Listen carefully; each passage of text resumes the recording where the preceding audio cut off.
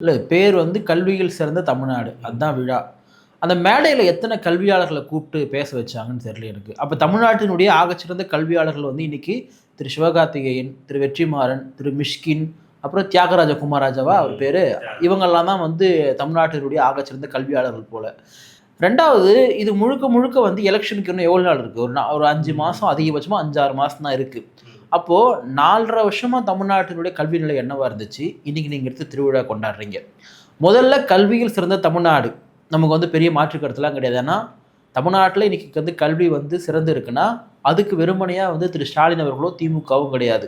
பல்வேறு ஆட்சியாளர்கள் பல்வேறு காலகட்டத்தில் தமிழ்நாட்டினுடைய கல்விக்காக குறிப்பா பள்ளி கல்விக்காக பலவற்றை செஞ்சிருக்காங்க.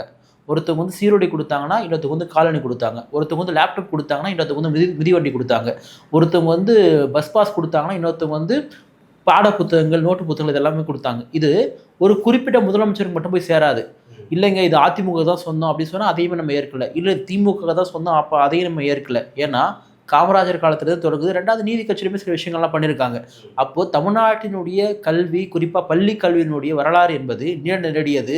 அதை ஒரு குறிப்பிட்ட கட்சியினுடைய தலைவருக்கோ, ஒரு குறிப்பிட்ட முதலமைச்சருக்கோ புகழாரம் சூட்டுவதே முதல்ல ஏற்புடையது கிடையாது. சரி, கல்வியில் சிறந்த தமிழ்நாடு. நம்ம தமிழ்நாடு தான் இன்னைக்கு கல்வியில முதலிடத்துல இருக்கா அப்படின்னு கேட்டா, அதுவுமே கிடையாது. முதலிடம்லாம் கிடையாது. நம்ம தமிழ்நாடு முதலிடம்லாம் கிடையாது.